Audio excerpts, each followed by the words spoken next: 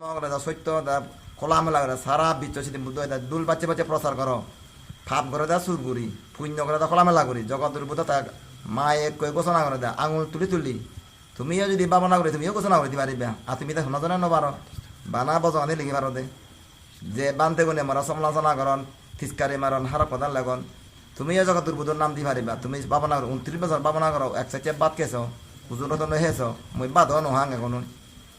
হাজে যেমনি কর্ম তেমনি ফল তুমি আধ্যাত্মিক শক্তি লাভ করো প্রজ্ঞা শক্তি লাভ করো